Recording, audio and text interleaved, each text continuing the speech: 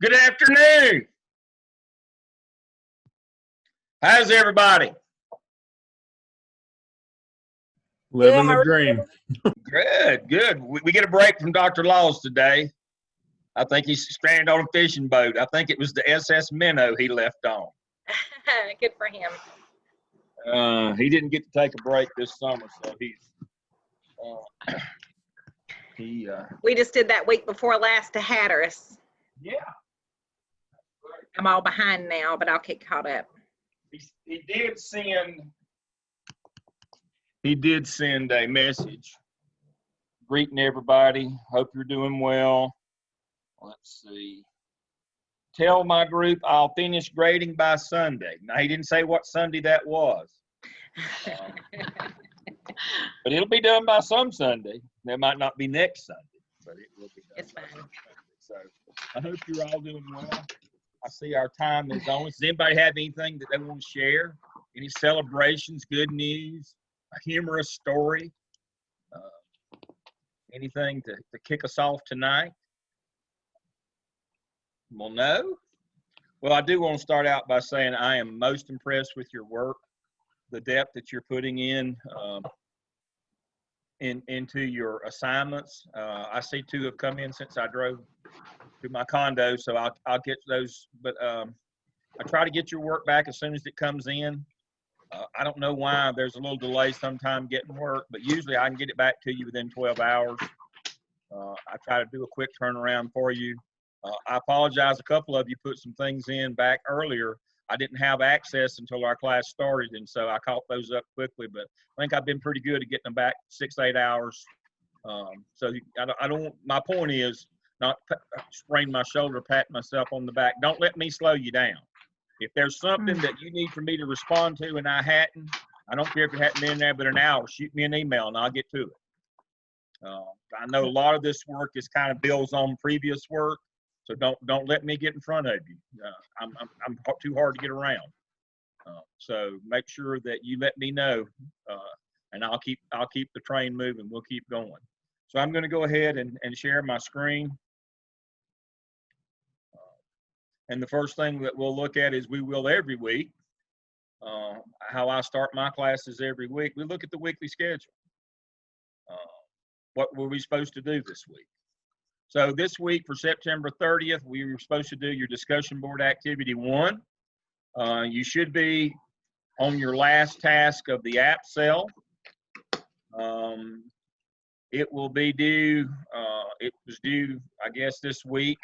And for those of you, is anybody having any problem accessing the proper DRF account to upload your work in TaskStream? I saw a question about that came by earlier in the week.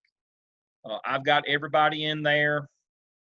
About that shell built. We had some more stuff come in yesterday. So if you're having issues getting your app cell into TaskStream or moving over your previous 4 evidences, let me know and I'll work with you.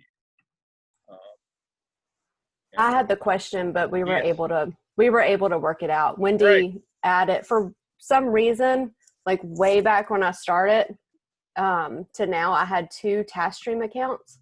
Right. I don't know.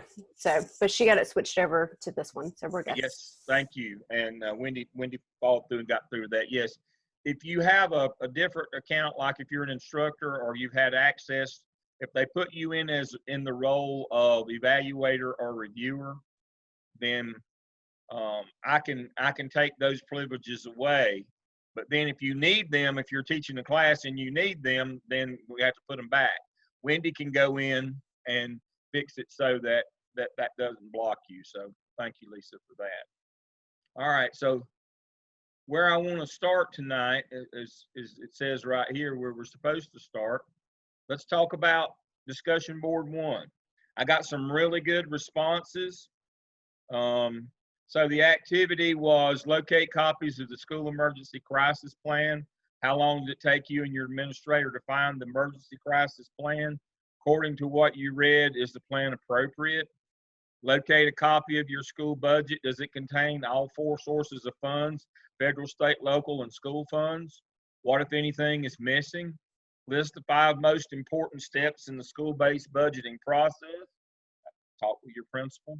Conduct the facilities walkthrough using the assessment inventory. How well did your school do?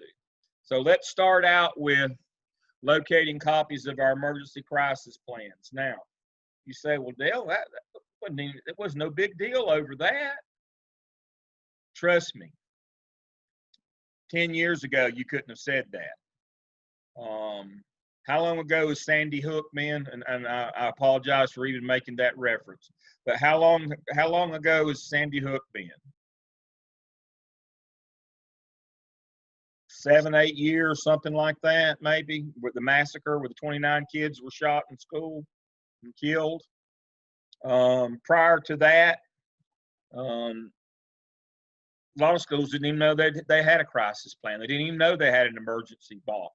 They didn't even know that they were required to have it under the counter in the front office so that when first responders came, they didn't know you were supposed to keep current list of personnel or current list of students so that you'd know you could track them down. They didn't know that you needed all the keys to turn off the gas and the water and those kinds of things. They didn't know you needed emergency communication, nor did they care.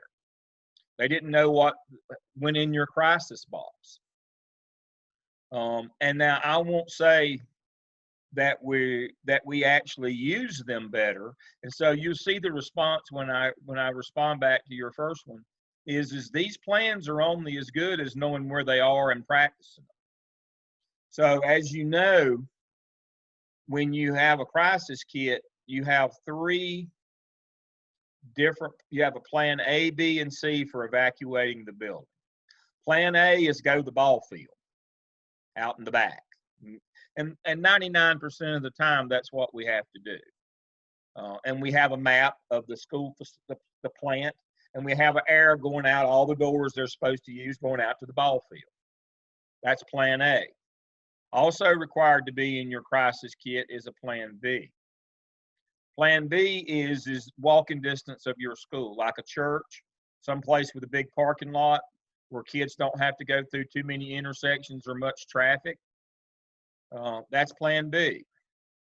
And then plan C is go to plan B, and buses from the district will meet you there and transport you to a third facility. And that's usually in case of biological threat, anthrax, a bomb, nuclear. Shooting, you normally just go to plan B, the second one. You just go to your second level plan. Now, there has to be clearly defined rules and there has to be practice. Anybody work in or near Charlotte-Mecklenburg schools? I do. I think Yvonne does. And let's Yes, see, I do. Mallory, where are you? Did I lose Mallory? Oh, she's not in the screen. I lost Mallory. I was getting a kid. I'm sorry. I work in Union County Public Schools. So you're next door.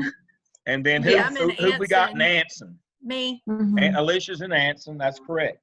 So on the east side of Charlotte-Mecklenburg, out on the Union County side, not too far, Cabarrus Union, not too far from Anson, on that side is Butler High School. What happened at Butler High School 2 years ago? Anybody remember? A kid brought a gun and shot and killed another kid in the lobby of the building. Open fire. Well, as if that wasn't bad enough, I don't mean to be facetious, but it went downhill from there because there was confusion between when people went to the crisis box. Some people assumed the first map they pulled out was the evacuation plan. They pulled out 3 different maps, and so what did they give? What did they give students, faculty, and first responders information on? All 3, and didn't tell them which one they were going to pick. People assumed that I pulled this out, this is the evacuation plan. So some parents went where to pick up their kids? The ball field. Not there. Panicked, didn't know what to do. Some teachers took them walking down the street to the church. That's their plan B there. So about half the school went to the ball field, about half went to the church. Some of them got in cars with friends. They went to let them go to the parking lot.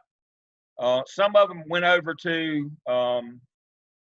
Bojangles Coliseum and thought they could pick them up there because that was planned. That told them that'd be Plan C, that your kids will be available at Bojangles Coliseum. No buses came, and it to say that it was a cluster would be kind. Again, but then somebody said, "Well, we never practiced that. Who made these plans? We never. Whoever made the plans, the AP that made the plans just made them and put them in the box." Now, you know, when you get your first AP job, that's going to be your job. You're going to have to do all the dirty work nobody else wants to do, like update plans and handbooks. You're going to have to be on buses and bus duty.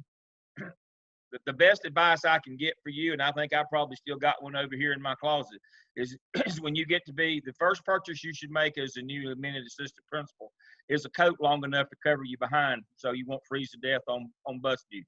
That would be, if you can do that, you're well on your way to becoming a school administrator. You're smart enough to do that. Otherwise, you'll freeze to death in the wintertime. And so you're going to get all the dirty jobs. And a lot of the heart of this course, unfortunately, is all the things that are going to get you fired. You know, you're going to lose your house over because nobody else wants to do them because they know they're high risk and low reward. You don't get to make principal by being good at bus duty, but you get fired if you aren't, and some kid gets run over. You know, later on, some of you are already answering some of the other ones. You know, we'll discuss some of these other things, but on the assessment inventory for this week, you know, do you separate car and bus riders? I mean, it used to be that I didn't know, I missed the part in the law where it's now a requirement that every parent has to drive their child to school. I missed that part. You know, I have, in my neighborhood at Lake Norman, there's 157 houses in my neighborhood, and every child there, their parent takes them to school. So maybe it's just, maybe my sample size is wrong, but from what I can see with cars lining up at elementary schools as early as 2 o'clock in the afternoon to pick up kids, it appears to me that some law was passed that I was unaware of, that you must drive your kid to school. So I asked some of the mothers in my neighborhood, how did they expect their children to learn about sex if they didn't let them ride the school bus? They didn't appreciate that, but I digress. But that's part of it now. I don't mean to be rude. If you're offended, I'm sorry, but I'm serious as I can be. Most schools that are over 20 years old were never designed for cars to come on elementary campuses. It's hard to keep the buses and the kids and the parents' cars from just being one big wadded mess. That's the biggest problem that we have in facilities today, is the facilities built before this century. They did not plan on every parent driving their child to the elementary or middle school. Now, as crazy as it sounds, some of the better situations for middle schools, if in counties that haven't built new facilities, is when they take up the old high school building. When the high school gets a new building and they take over that building, because there are multiple parking lots and multiple entrances where you can keep the buses and the cars separate. But you know, if you don't put somebody out the bus lot, the mama that's running late will try to dump her kids off in the bus lot. You know how that is, and you know the parent that's running late will let their kids out in the middle of all the traffic in the car loop. You get a kid run over and it won't go well. That's one of those things that we say in the business, there must be blood. Somebody will have to get fired so that, you know, the bad feeling can go on and we can move on. You know, when I worked in Charlotte-Mecklenburg, when I was in the central office, we had a rule of thumb. If we stayed on the news cycle for more than 3 times, we had to send somebody home. That was the rule of thumb. So if you made the morning news, it came on at 4:30, you know, from 4:30 to 6, and then the lunch news, and then the evening news at 6, you know, kind of morning, noon, and evening. If you were on 11 o'clock news again that night, we got in trouble. If the story sustained itself through 4 news cycles, we were in trouble. The best thing is if they put it on the lunch news, you did lunch, dinner, and then 11 o'clock, and usually it would wash out before the next morning. So we were hoping we could miss the morning session on the bad news on that. But quite seriously, you get a kid run over, you may be on there I'll tell you, I'm a bad person. I'm hoping to slide in under the gate in heaven. Truly. I've not been a good person all my life. I have many times sat and prayed that we'd have a shooting or a bad car wreck on the west side so that we could get off the news cycle, or I was going to have to fire somebody. True story. You get on the news cycle and you can't get off, somebody's got to go home. Guess who it's going to be? It's going to be that newly minted AP that told everybody there's cars coming in the bus lot dumping kids off, and everybody ignored them. And they didn't feel like they had the authority to do anything about it. And then a kid gets hit. And guess what? They're all going to have amnesia. We didn't know that was happening. You know, Shanda, I don't remember Shanda telling us that. Everybody will, you know, everybody will just be struck dumb. A pillar of salt like Lot's wife. They'll just, you know, they won't remember or know anything that you told them this. And guess who, when that fourth cycle of news hits, or fifth, guess what the person that does what I used to have to do, unfortunately, and come out and do, guess what that person's going to have to come out and do? Or we're going to have to suspend you with pay pending an investigation. And then it's without pay, and then we're, you know, pretty soon we're going to move against you. And you could be innocent as a newborn baby. It's just we got to get the news cycle to move on. You know, or we've lost the public trust. It's tough business. It really is. I've told the story on myself. I had to fire a principal one time, and during the 5-day waiting period where he was deciding if he was going to do due process, resign, or fight it, he committed suicide. He killed himself. The reason I decided to retire was not because of how bad I felt that he killed himself. I caught myself saying, boy, that'll save me a lot of paperwork. I want you to know up front, I'm not a good person. I've had to do a lot of bad things. My point is not to be boastful or any of those. Every district has somebody like me that has to do those things. The superintendent usually doesn't do it unless you're in a very small, it's usually the deputy like me, the deputy superintendent or the assistant superintendent for whoever. But there's somebody in the central office that's a hatchet person. And when that person comes on campus, and you all know who it is, because when everybody sees them, their first instinct is to run. I cause more people to get fit than Denise Austin or any of those, you know, Jane Fonda. People got more cardio because of me, because every time they came, they knew somebody was going to go home. You don't want that person to be you. And so when we get back to that crisis kit, there is an example of a crisis kit in our weekly Zoom, the kit itself, but that emergency plan, what we're going to do, that needs to be practiced.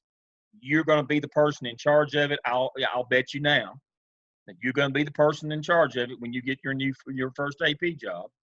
Kevin's going to be the man. And so you better know that you don't stand around and wait for somebody to authorize you to make people comply. You better make them comply. You better practice. You better do all the things that you need to do. If you don't, somebody like me is going to have to come out and pay you a visit. That won't go well. I hate that, but it's just the truth. Not to like get off topic or anything, but like when I pulled out the crisis emergency management plan, that's when it was actually brought to the attention of everybody in the front office that the superintendent was wrong on there, because we just changed superintendents. Right. The secretary wasn't correct. Our athletic director wasn't correct, and that changed a couple of years ago. And even down to our fire escape plan, they put up a fence in the building that I'm in. And so our fire escape plan was wrong, and it's still wrong because now they've got us going out to where there's another fence.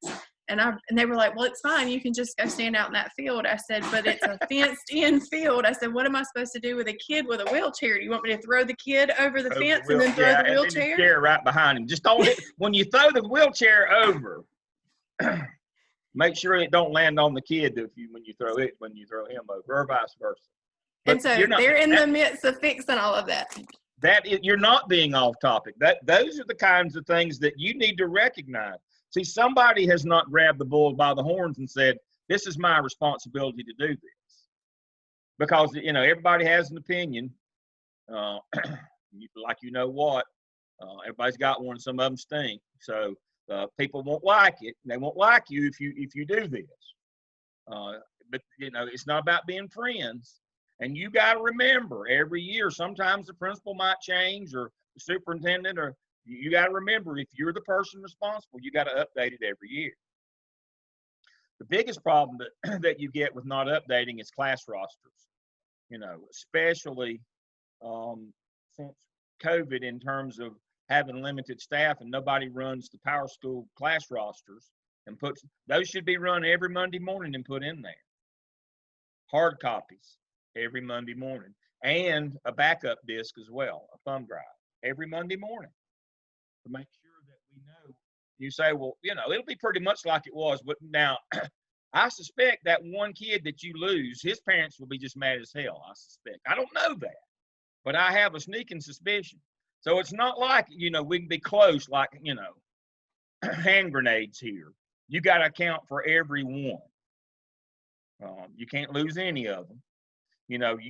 How many years have y'all done fire drills? Back in the days when we used to have registers, which was a yellow book, and it was turned sideways like this, and it wasn't much bigger than this. And you had to take daily attendance in it. It had blue sheets, and it had all your students in it. You had your register. They had a yellow cover on them, and you had to keep those things. There's still some, the high school where I taught has been a middle school for over 30 years. They converted it. The new central is now 30 years old this year. How old am I? But I'll guarantee you, we could go up in that attic right behind the girls' gym in that storage room, and there's still registers in there. After all these years, you could never throw one away. It's like the tag on a mattress. They put you in jail if you tore it off and threw it away. Well, registers were the same way. That was the official record back before computers came along. And so even back in my day, and when I first taught, obviously I taught in a more modern and administrated in a more modern era, but you have to check roll. What's the first thing teachers have to do when they get to wherever you're evacuating to? You got to check the roll. You got to take the roll. Those rosters are supposed to be printed every week. Teachers are supposed to grab their grade book, but if they don't, as a backup, if the rosters are in the crisis kit, you take it out there and here's your roster. If you don't have one, we can't just say, well, dang, you didn't bring yours. You need to bring it next time. No, we got to have a backup. We got to know where kids are or aren't. We got to know where they are. That's what happened at Butler. It was like an explosion and everybody just ran, and they went, they were strung over 3 different places. Nobody knew anything.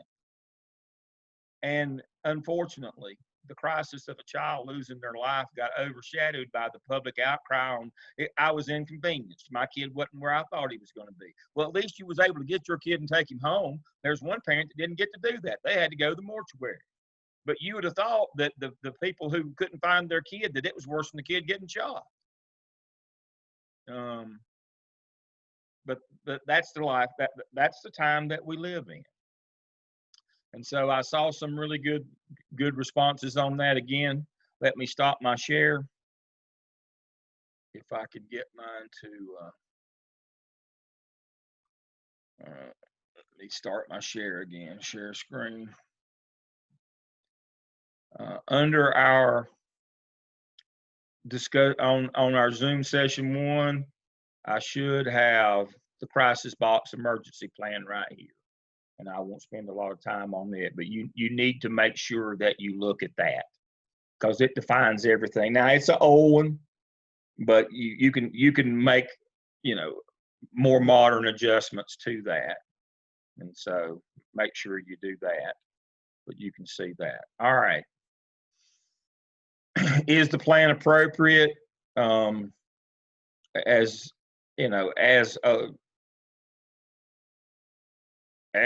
Alicia just said, if you were adjudicating her plan, would you say her plan was appropriate?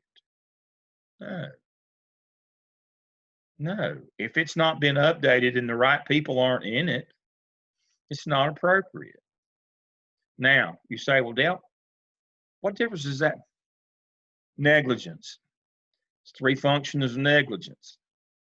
Nonfeasance, misfeasance, malfeasance. Non-feasance is you didn't do what you're supposed to do.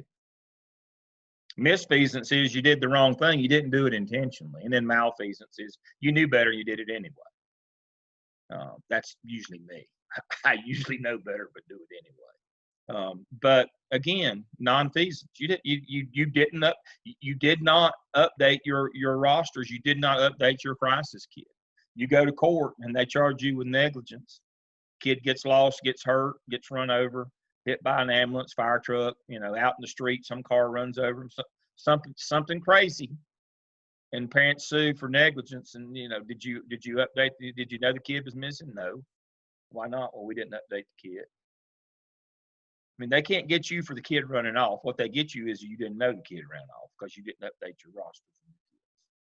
All right, so that's enough of that. Anybody want to have any other good stories they could tell? Hopefully humorous, that goes along with that. Just lift the mood a little bit. This is serious stuff. I hate to, Steve gets on me all the time about, oh, Dale makes it sound like it's awful. But this is about losing your house. This is about, we'll talk about that later. There is financial, there's tort liability now. You can be sued as an individual for any of those three functions of negligence, unfortunately. That came in 1991. All of us who were principals in 1992 had required state training with Richard Schwartz. We had to change how we did business in the school business. Teachers and administrators now can be sued as individuals. So I had more of a question, and you might Yes. say that this is completely off, like not important. But when we have sporting events, because one of the things that I noticed that was incorrect was our athletic director. And I know you have to be able to get a hold of them, but during sporting events, how does our liability change if I'm the administrator so like at a high school basketball game? It doesn't. And that's one of the three things now. When we do the OMA, and we're going to talk about it tonight, when we do the OMA, the point of the OMA is to develop a legal master schedule of courses, a legal duty roster, and a legal supervision schedule. That's the one that you're talking about, is the supervision schedule. You have to develop a legal one of those now. When you're inside during the day, the rule of thumb in court is 45-1. Sometimes interpreted as 40-1. But that means you got to have one adult for every 45 students in a supervisory capacity during the regular school day. Also, before and after, same thing for supervision on school grounds. If kids all go stand out at the parking lot, then you got to have enough people there. If they collect up after school, you've got to have 1 to 45 down in the gym, in the cafeteria. So now here's the thing. I've had students will say, well, Dale, have you never been to Garinger High School in Charlotte? Yes, I have. You could have 100 people in there and they'd still fight at lunch every day. Just regular. Sun comes up tomorrow, they're gonna fight. They're gonna fight today in the lunchroom. You can put 100 people in there, they're still fighting today. It don't matter. They're gonna fight today. But the deal is, I'm not telling you that if we have 1 to 45, that if we have 300 in there, that that we've got 8 teachers that they're not going to fight. What I am telling you is, when we go to court, we ain't going to lose our house. My job is to teach you. I can't keep you from getting sued. You're going to get sued. My job is to keep you from losing. So if you've got if you've got 1,000 kids, somewhere, excuse me, you better have 23 or 24 teachers there, or people supervising. If you take them all to the gym, the teachers have got to come with them. If you send them all to the cafeteria, there's got to be 1 to 45 in the cafeteria.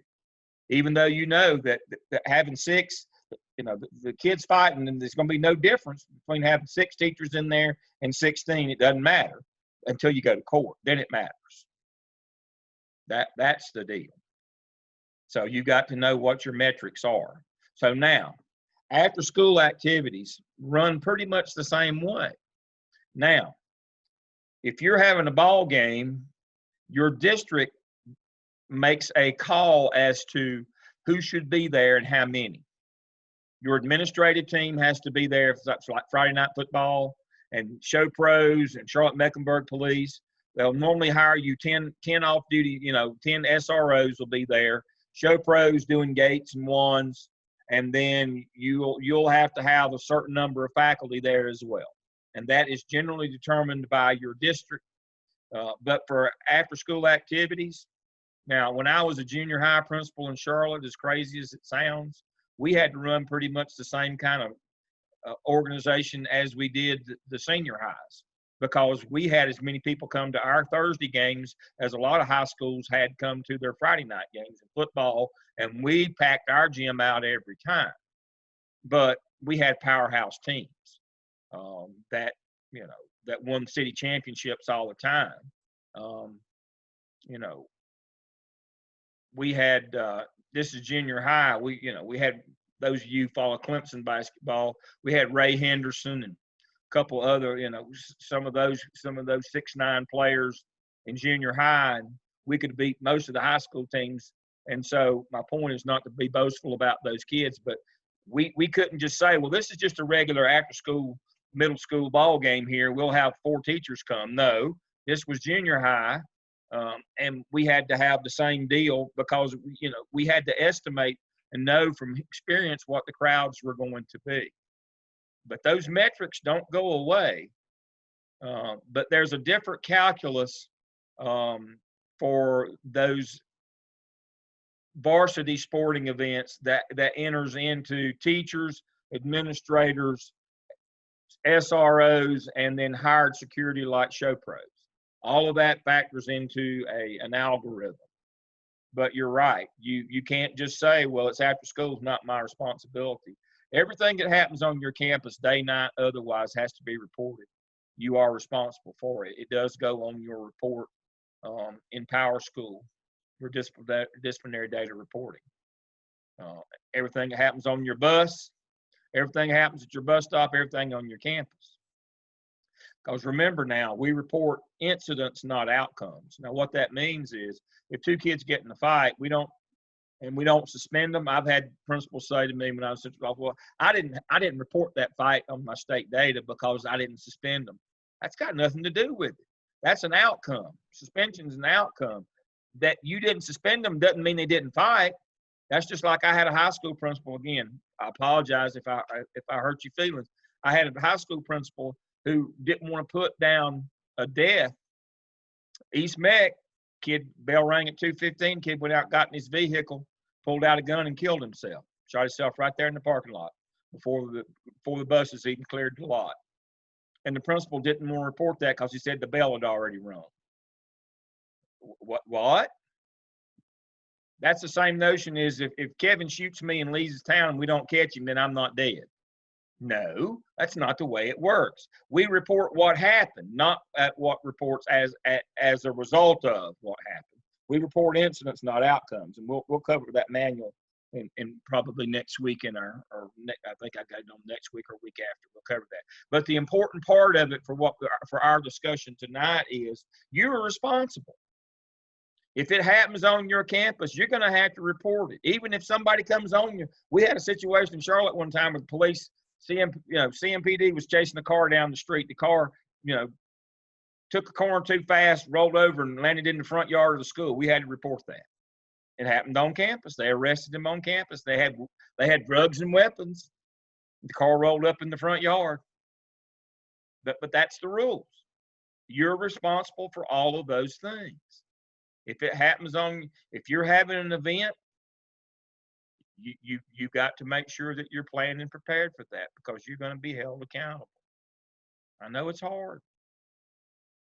When you did your facilities assessment, a lot of times you're at old facilities or facilities that put you at a disadvantage. That won't help you when you go to court. You've got to figure out ways to work around those things, those old facilities. Lockers. A lot of you in buildings got lockers, don't use them anymore. You make sure you zip tie them, put locks on them. You know, teachers leave. You know, who was it said that their SRO checked doors during the day and made sure that they locked teachers' doors if they left them unlocked? Mallory, That was I believe that was you. Yeah, she's president. I believe that was Mallory. Were you at? Are you at Forest Hills? Yes, Forest Hills. Yeah, and so see, that's wonderful. That's absolutely wonderful. 90% of the bad things that happen are students know a room's going to be open and they go there. When I say 90% of the bad things that happen that you lose in court for, see, there's no excuse for that. You can't justify leaving your door unlocked and allow students to go in and use drugs, have sex, blow the place up, hide their guns, you know, whatever. You know, fill in the blank here. You lose that one. You got an unlocked door and a kid goes in and does something, the kid's sexually assaulted, they drag somebody in, beat them up, sexually assault them, you lose. The rule's clear. The door's got to be locked. The door's not locked, you lose in court. Doesn't matter. After that, you're done. You lose. And so all those things, that supervision, your safety plans, your crisis plans, you know, being out there, being vigilant, making sure those cars don't dump kids off in the bus lot because it's quicker, easier, more convenient, making sure that parents don't pull in the front driveway and let their kids out and walk through all the rest of the cars trying to drive up. You've got to make sure that you do those things because that's going to be you. You're going to be the one doing that. Now, on the assessment inventory to close out that long-winded diatribe here, you got to do that twice a month. Now, you say, well, wait a minute, Dale. We do a fire drill every month. That is correct. You do a fire drill every month by state law. State law also says you do a safety inspection of your facilities twice a month. Everybody forgets that one until, you know, it's all fun and games till somebody gets their eye put out. Somebody, you know, doesn't get out in the fire or gets hurt. Then all of a sudden they come and say, we want to see your safety reports for the last 2 years. You're twice monthly. That 2 years, twice a month, I should see 40 of those. Well, we did them, but we didn't document them. Well, if you didn't document them, then you didn't do them. Dr. Lamb. Yes. I'm really interested to see how COVID is changing regulations. I know that kindergarten starts back Monday. Mm-hmm. We're really excited, half day, voluntary basis. But we were told last night, I don't know, sometime, that we are to leave all the hallway doors open for airflow, and all of our outside doors are to be left open too for airflow. Oh my Lord. So as a mom, like, I have a huge problem with that. Absolutely. Because my little girl's room faces a main road that's right across from a bank. Somebody run in, snatch a kid, and be gone in 30 seconds. I've already played the scenario of somebody's going to rob the bank, look across the street and see the school's wide open, and go hold some kids hostage. Well, or because pedophile come riding by and there's the door propped open. Just walk right in. Lisa, we had a similar when we first started, and it lasted a week and a half before we were told lock everything Absolutely. up. I can tell you right now, awesome. that won't matter when you go to court or when you lose the first child. The first child goes running out in traffic and gets hit. We problem solved for over 30 minutes today about a student that's on my caseload that will run. Yeah. And finally, at the end of the conversation, I said, you know, all of this could be solved by just keeping the door closed. Right. Because she won't run if there's a stop sign on the inside of the door. You know, that's in the business, we call that a duh. That's just like, doctor, it hurts when I do my arm like this. Well, quit doing your arm like that. This kid runs out the door every time the door's open. Well, that's really simple. Close the door. We had a kid, I got called down to Winding Springs. It's right there before you get to 485, just as you're going out of Mecklenburg County into Union, out on Mint Hill Road or 51, Mint Hill, no, Albemarle Road. It's heading toward Albemarle, and you can see into the next county. It's the last school there. And they had a kid that was in a mobile unit right there on the highway. And I went down there, and they said, we don't know what to do. So this kid, he gets in the road all the time. He goes right out the door. keep the door closed. Here's your sign. It's just, Dr. Lamb, yes. I was going to say that I had a concern today about the whole 6 feet apart in a fire drill. Because if you have a class, which at this point I have like 24 students on my roster, but where they send us for a fire drill with 6 feet apart, some of them are going to be right at the building. And Yeah. I don't think that anybody has really thought about, like she was saying, true safety measures. Like, Exactly. okay, 6 feet apart, but do you want them 6 feet apart so they don't breathe on each other, or at the building where they blow up? Like, what is the catch-22 here? That's exactly right. And I can tell you what's going to happen when you go to court. You're going to get killed over them not being far enough away from the building. Because there's a law that says that 6 feet apart is just a guideline from the CDC. There's a law that says you got to be at least 50 feet from the building. So. And I think people have forgotten it's just a guideline. Yeah. The 6 feet, it's, the governor opened schools with no restrictions, but we're still following. Yeah, but we can't throw out the safety procedures. See, I'd that's the rather thing. be alive and not burnt to a crisp than 6 feet apart from someone. And I feel Well, that's like exactly right. thought process with that and intruder drills. We were told, in a case of an emergency, who cares about social distancing? You keep yourself safe. Exactly. Again, a lot of this is common sense. So everybody knows that in North Carolina we have general statutes. We have titles in South Carolina, same thing. North Carolina General Statutes 115C is where all the public school laws are. There's 545 of them. If you start now, you can probably memorize them by the time you retire. But the one that's most relevant for us in this course is 288 duties and responsibilities of the school principal. If you will look right here under 288, 115C 288D, to conduct fire drills and inspect for fire hazards. Duty of the principal to conduct the fire drill first week after the opening of school and thereafter one fire drill each month in each building in his charge where children are assembled. Fire drills shall include all pupils, school employees, and the use of various ways of egress to simulate evacuation of said buildings under various conditions and other regulations. Shall be prescribed for safety by the Commissioner of Insurance, public school superintendent, and usually the fire marshal. All right, everybody reads that part and got it. Oh, we got that. They forget to read the second part of that. It shall be the duty of each principal to inspect the building of his charge at least twice a month during regular school session. That's why I was careful to say a while ago, 2 years worth would be 40. You only have to do it 10 months. You don't have to do it the two months the school is closed. But the 10 months that there are kids in your building, twice a month, one of your APs, that being you, and the custodian, should travel throughout your building and do that assessment inventory.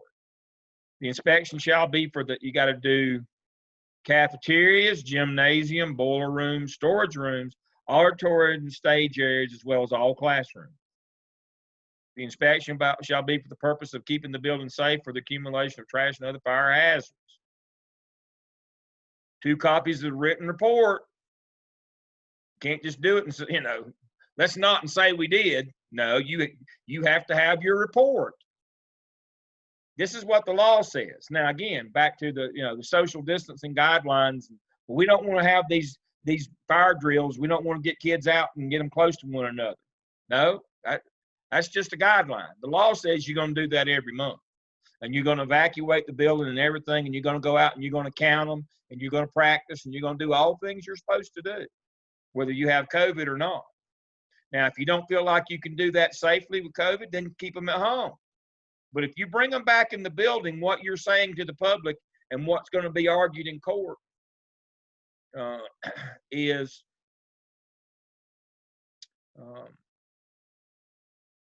you inferred to the public that you could bring these kids back into the building safely.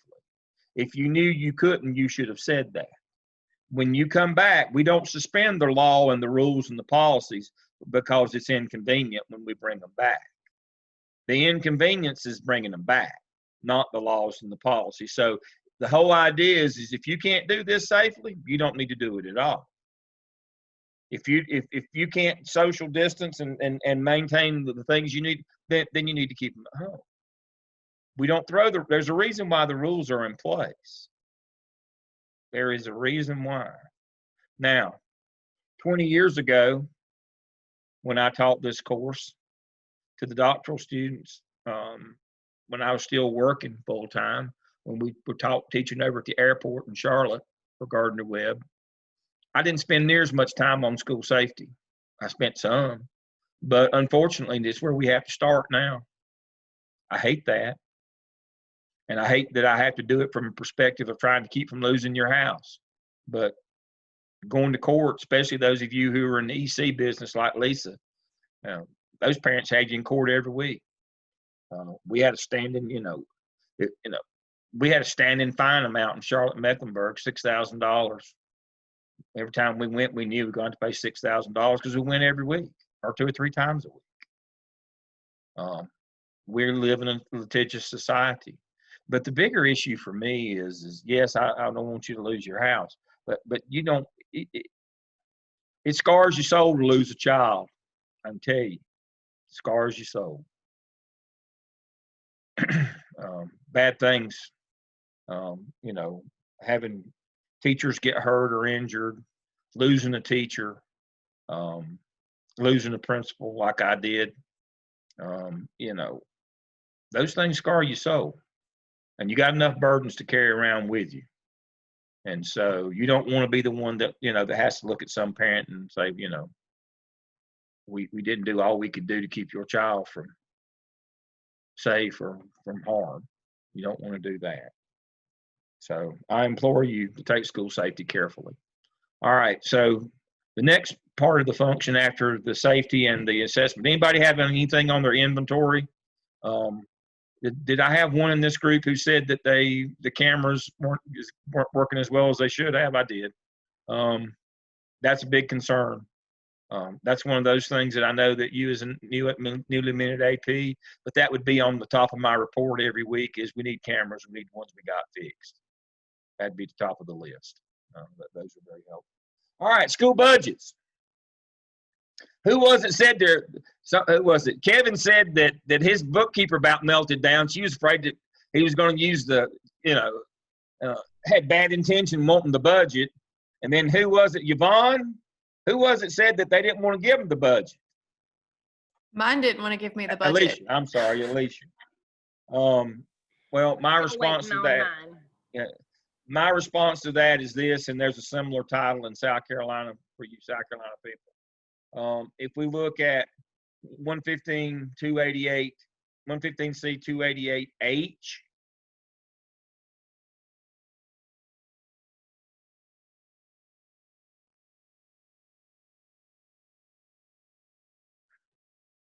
to make available school budgets and school improvement plans, the principal shall maintain a copy of the school's current budget and school improvement plan, including any amendments to the plan, and shall allow parents of children in the school and other interested persons to review and obtain such documents in accordance with Chapter 132 of the General Statutes.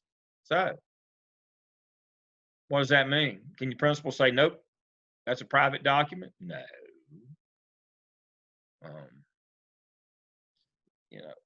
I was told similar. I'm assuming my computer cut out and I came in while you were reading the statute.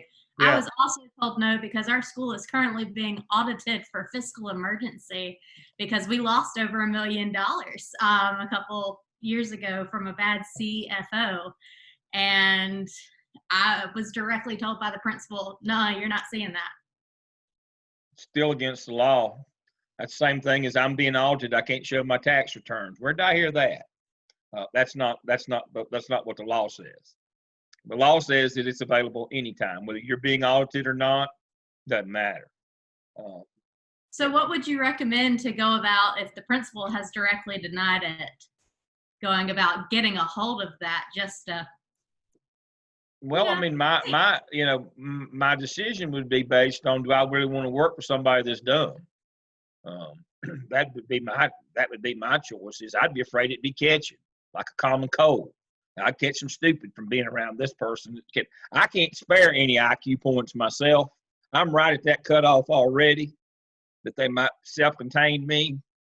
So I worry about that a lot. And so, you know, that stupidity is catching. I mean, it can be transmitted. And if you're working for somebody that dumb or thinks you're that dumb, I guess the part is, quite seriously, is that, you know, do they think you're that dumb? I guess they do.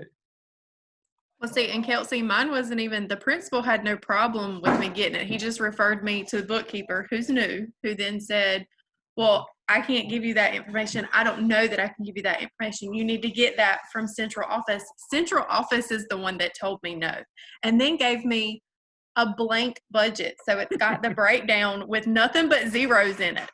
Absolutely no money in there whatsoever. Yeah. We have a constant push around when it comes to budget. We have no idea what's funded for the arts. Every time we ask, we get told, ask for it, you might get it. And yeah, that's not the way it's supposed to work. That's why we're kind of wondering, because we had a nice arts meeting right after, surprisingly. And we're wondering if it might be that we actually have an allocated budget and it just gets pushed around to where we Well, of course it does. It goes back to general fund. Everything that doesn't get spent goes back to general fund. And it's not line itemed anymore, and you can spend it on how you want to. It's just like y'all are doing the app sale and the OMA. That's number 1 and number 3 in our sequence. Number 5 in our sequence is the cultural advocacy and action plan, where you take, in South Carolina, you take what was once known as advanced ed, that's now, what is it? Utopia or whatever they call it now. Aurora, I forget now the name of it, but you take that, and in North Carolina, you take the teacher working conditions survey, and you look at those things. And one of the things that you look at is you look at time, facilities, resources, teacher leadership, and school leadership. And what you do is you look at the lowest items in those 5, you know, there's 12 sections. You look at those specific 5, and you look at the lowest ones. And then what you do is you go out and you ask people, and you make some recommendations, and you go out and ask people, you know, why do you think this is low?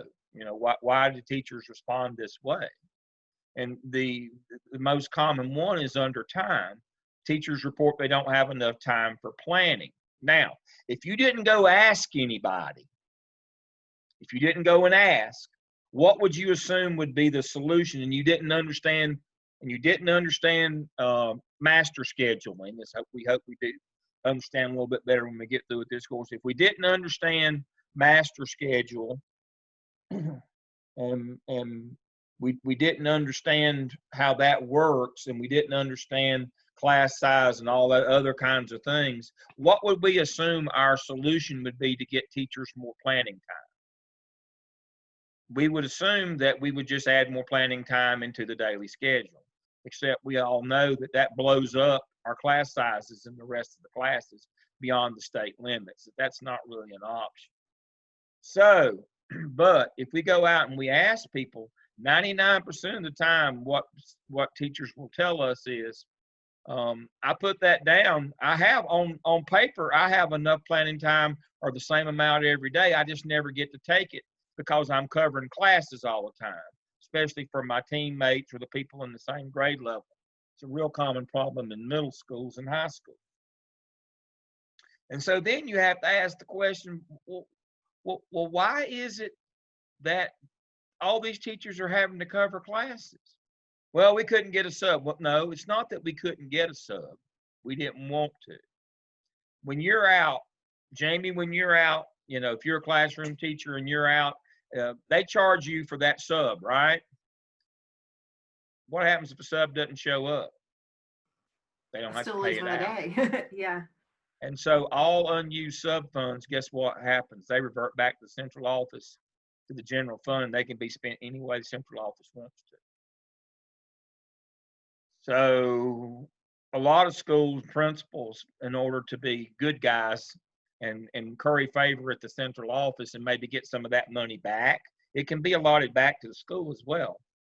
They'll have teachers cover on their planning period. That's not how that's supposed to work, but that's a budgetary issue. When we boil it all down and get to the kernel of truth, it is, we're going to take money that comes earmarked for one thing. We're going to presto changeo. We're going to launder it so that we have control of it. Just like fundraising. You should never do fundraising during school, and you got to be careful with that because you're using state money. Who pays 95% of all teachers' salaries are paid by who?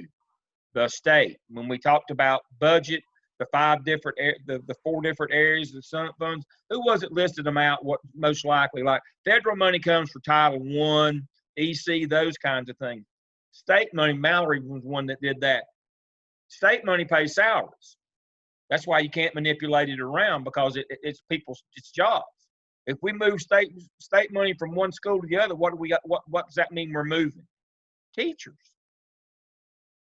And so you've got to understand that that state money comes to the school to pay these teachers. Well, I need money in my school.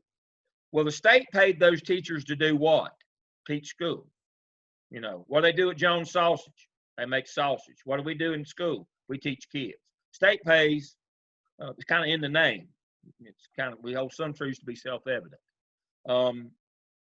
And so we take that state money that pays those salaries. We can't take that money and spend it on how we want to in school, goes for those salaries. But what if we take those people that the state paid their salary and we have them raising money, get money that we can control?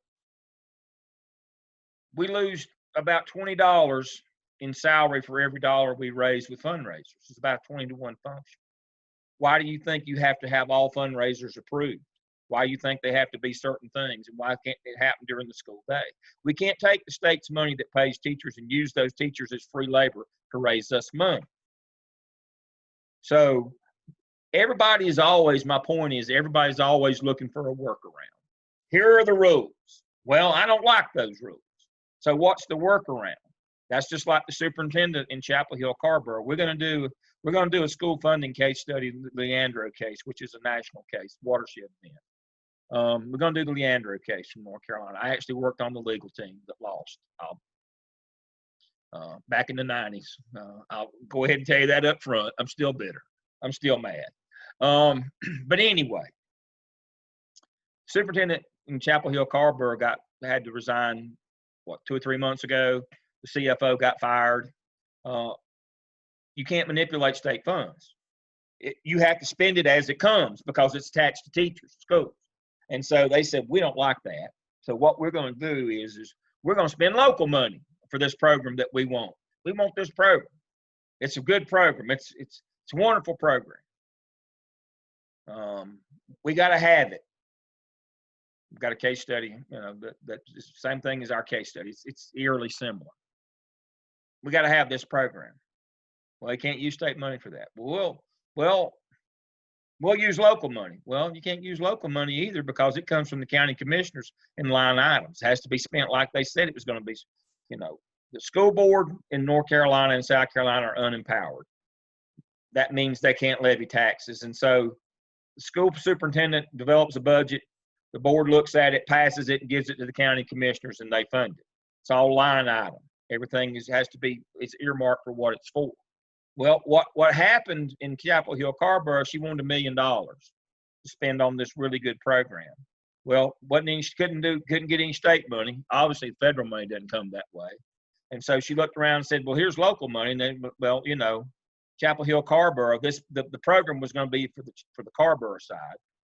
And she knew that the Chapel Hill people would never go for that, and the board would never vote for it, and the county commissioners would never fund it. So what she did was she said, it says here in the fine print that I can use up to $90,000 in discretionary money on whatever I want to without having it being line item or budget. And so she bought $1 million program and had them send her 12 invoices for $89,000. Not understanding that the people from Chapel Hill would see this and would raise hell immediately. Of course, she ended up, the CFO got fired and she had to resign the next week. But again, she was trying to take money from one source and use it as it was not intended. That if they catch you on intent, not only will they fire you, sometimes they'll put you in jail or they'll make you pay it back. They'll make you make restitution. If you made an honest mistake, they'll usually just fire you. But if you intentionally did it, there's criminal charges that come with that. But that's the biggest thing, is knowing what each one of those things can be spent for, and not thinking outside of the box and trying to be creative. And no, you know what it means and what it's for. Now, I'm sure the lady that in Chapel Hill, Carrboro, I've met her. I know she was smart enough to know that rule was in place to make sure that local money was voted on and approved by. It makes the county commissioners mad when they give you money for one thing and you spend it for something else, especially in a politically charged system like Chapel Hill, Carrboro, where half's white and the other half is not. And it is always like this. And you've got warring factions. They're going to watch every penny, and you've got to be clean as a whistle in a highly charged political environment like that. And she wasn't. And she knew the intent of the rule. She knew that she was circumventing the rule when she had them send 12 invoices for the same program to stay under the $90,000. But, then the question came was, where was that $1 million going to come from? Well, she was going to rake it off of other programs, and, things like no substitutes, and you can do some pretty shady stuff. But you got to know as principal how every penny comes and what you can do with it and what you should do with it. As we say in the business, just because you can doesn't mean you ought to. Sometimes you have to exercise discipline and self-control. Sometimes you have to be the adult in the room. Sometimes you don't, you're old enough that you don't, you can separate what you want and what you need. And that's the biggest thing about the budget is you got to have a bookkeeper that knows all those things. And remember, budget is not purchasing.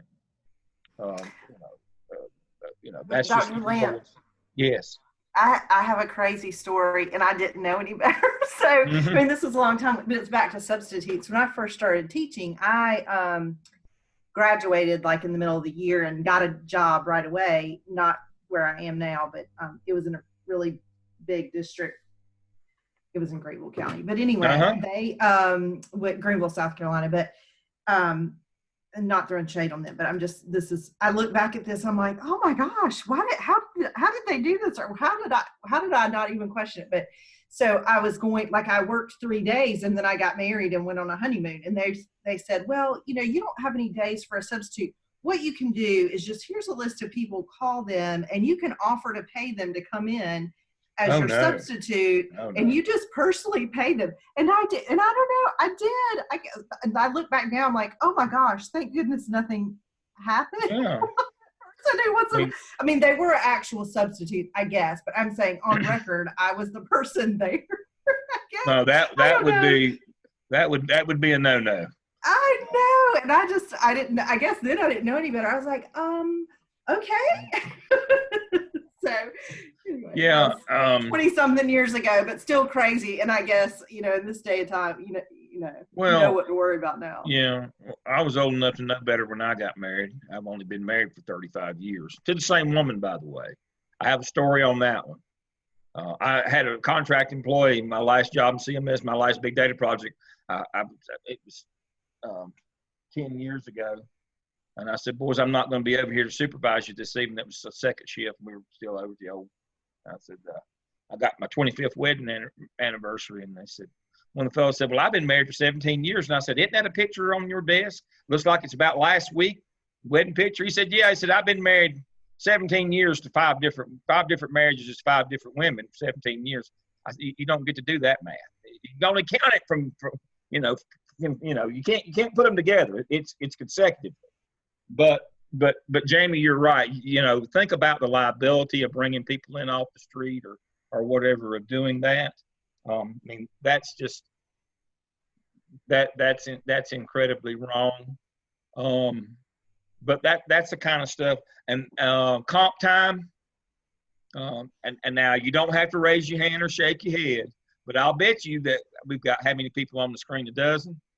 I'll bet you that somebody school practices comp time still.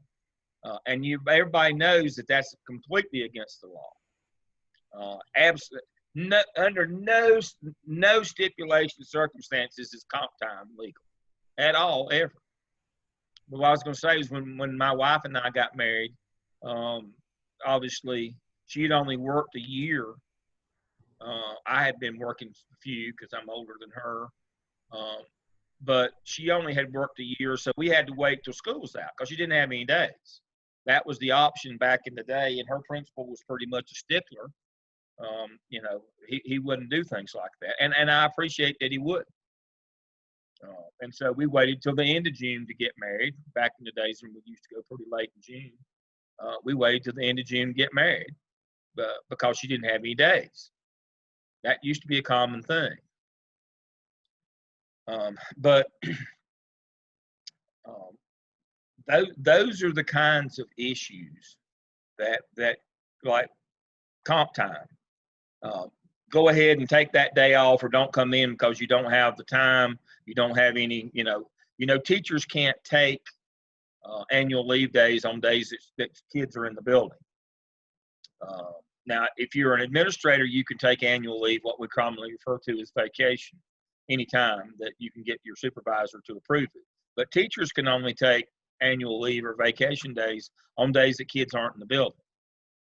And so for years, we've done all kind of workarounds, just like Jamie's talking about.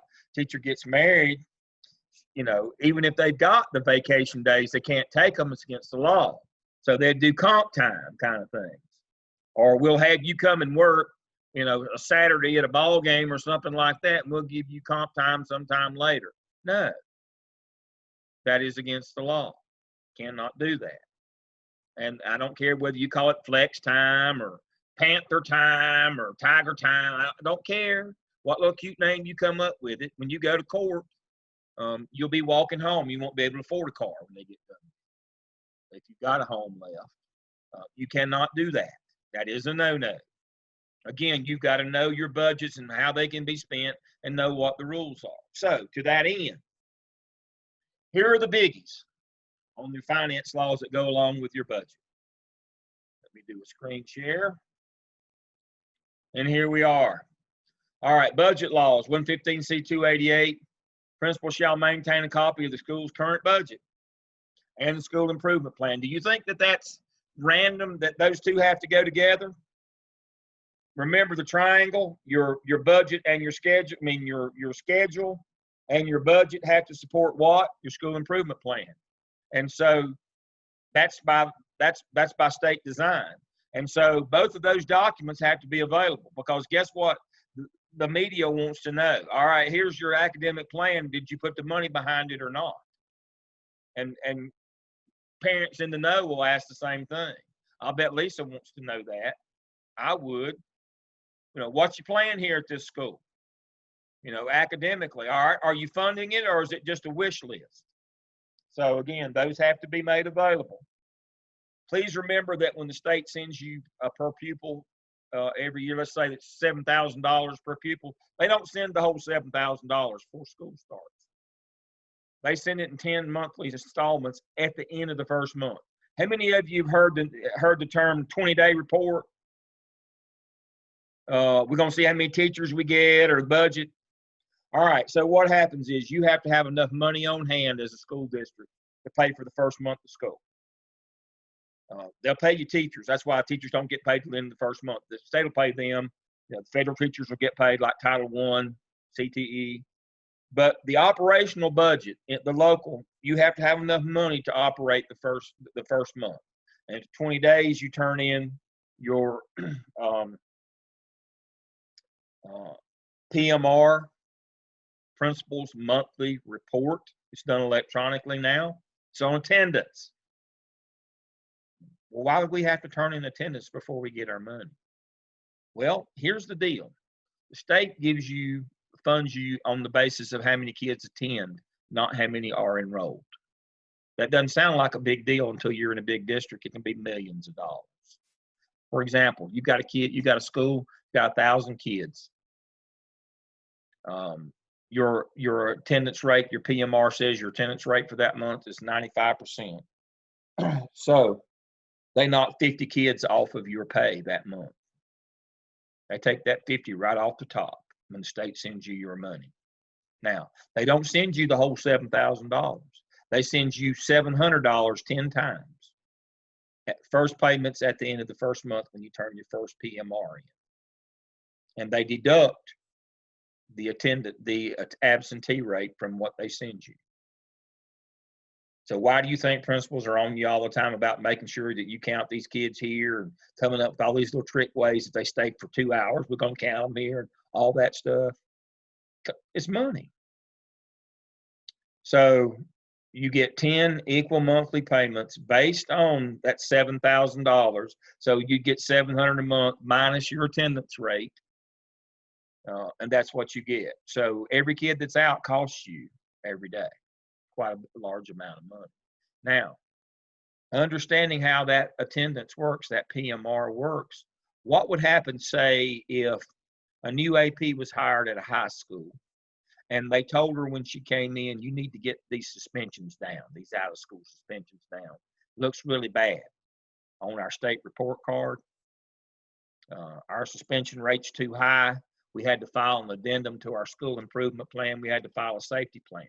If your school exceeds the number, the state average in out-of-school suspension or the district average in out-of-school suspension, or exceeds the average of 5% on acts of crime and violence, you have to file an addendum to your school improvement plan called a school safety plan. What are you going to do to address these little hellions that are causing all these problems? Well, they hired this young lady at this high school, and they said, you need to get the suspensions down. What she heard was just hide the ones that you're doing. What they meant was get teachers off their behinds and out in the hallways at class change, make sure they're supervising in the cafeteria and the ball field and all the things that they're supposed to be doing, this lazy bunch of slugs. You need to get them fired up and get them working again. What she heard was just get the rate down. Now, if those of you who have seen me in person, I'm a rather large individual. I'm tall and broad. Now, I can lose weight one of two ways. I can either eat better and work out, or I can reach down and turn the wheel on the front of the scale. Turning the wheel on the front of the scale is much easier than actually eating better and working out. So that was the route that this young lady took. It was easier to turn the wheel on the front of the scale to get those numbers down. So what she did was she stopped going into power school, filling out the suspension, putting the incident in that generates the actual suspension form. You must put an incident in, and there's 3 screens, and that generates the official suspension form that you put in the kid's hand and mail to their parents. Well, guess what? What if I just made up my own form? That way that it wouldn't go in, we wouldn't report it to the state, and our numbers would come down, except she didn't understand how it works. So I get a call. I'm in the central office taking my usual morning nap, since there's nothing ever to do in the central office. And the phone rings, and it's Ken Gaddis from DPI, and he's getting ready to flip the switch. What that means in parlance of DPI is they're getting ready to not send us our check this month for our alternative programs, which is $40 million. So we need that check. And I said, well, what's the problem now? He said, well, you got a high school that reported that averages 140 suspensions a month. Not 140 days, 140 different suspensions of multiple days a month. And guess how many they reported this month? And I said, I'll go out on a limb here since you called me and say 0. He said, there you go. They went from 140 a month to 0 in 1 month. And so I told him, I said, Ken, it's got to be a technology problem. We're going to switch over to the state servers next year. We're in the transition. We're still using our own servers. It's got to be that, somebody set on the wire and broke the wire. I'll go up there today and we'll get it fixed. So I went up there, sat down, and the data terminal, everything was working fine. And so I, figured out who's inputting your data. Well, it's this new AP over here. And I said, well, did you not put your data in this month? She said, no. She said, I figured out, I said, get the suspension down. I figured out how I could just make my own form and suspend them. they'd just be out of school and nobody would know and everybody'd be happy. I said, you do realize that because you didn't put it in power school, that every one of those kids was counted as present. She said, well, what's the big deal with that? I said, state sent a check for them because they weren't shown as absent. State paid for them. We had to revert back $40,000 to the state, and they get, I don't know, they don't seem to find any humor in that either. Just amazes me how angry they get when you do stuff like that. And of course, I had to send her on her way, and my wife is always worried. She's such a nice person. My wife's curriculum instruction specialist, and she's such a nice person. And she said, well, honey, where did she go? I said, I don't know. She didn't have to go home, but she couldn't stay here any longer. We just couldn't use her anymore. I hate to be flippant about it. Again, it hurts your heart to do that, but state has no sense of humor on you doing things like that. There's money tied to these things. If you misspend their money, or if you take their money under false pretenses, or you do one thing like this where you try to get a margin or an edge or get an advantage over here, you've got to understand that you may cause a problem over here with your money. She wasn't trying to steal the money. She was trying to work on the figures on suspension. But to do that, the state paid for students who didn't show up at school, and they don't have any sense of humor at all about that. They were mad on the wet hand. So we had to send the money back to them and send her home.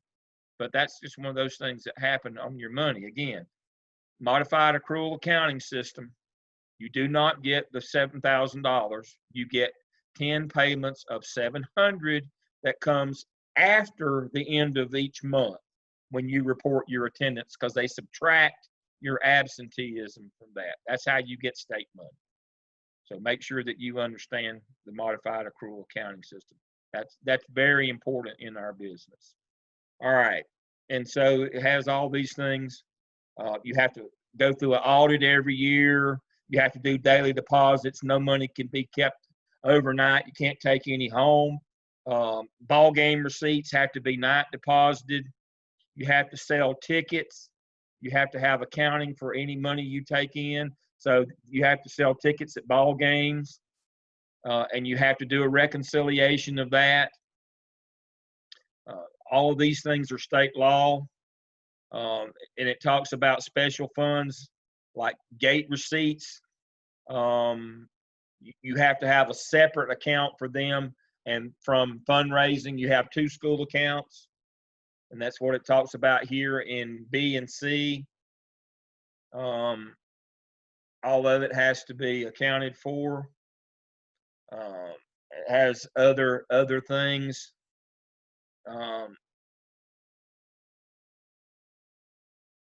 And so just as a point of reference here, for those of you in charter schools who wonder why charter schools always start out in the old disused mobile units of the local school district, right here, 115C 521, the state or the local only has to give you classrooms.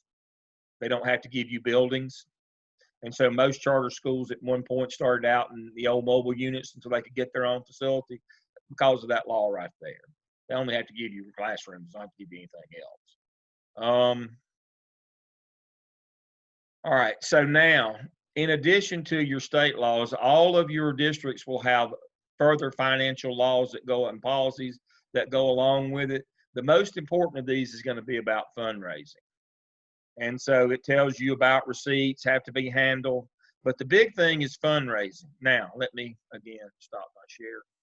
For some reason, people have this ridiculously bad notion that if I turn fundraising over to my PTA or PTO, that it will be out of my hair. Stupid person.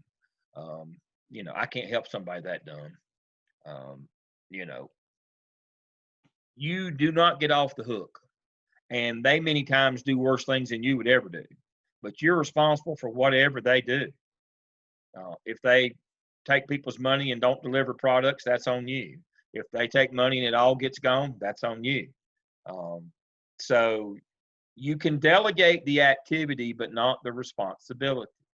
You are still tied to all rules and regulations. And every district will have regulations on fundraising. We'll tell you exactly what you can and can't do. And also, you have to have all fundraising approved before the school year starts. You turn it in, the principal has to turn it in to their area superintendent or the superintendent, and everything has to be approved. And you can't be doing things like that will take teachers' time during the day, again, using state dollars in terms of teacher pay to raise local money, because it's a bad function. But you've got to make sure that everything that you do is approved. But it's a really bad idea to put the PTA in charge of fundraising, because if it goes wrong, that you've got no recourse. It's all on you. Unfortunately, every year you hear of all these, the PTA absconding with the money.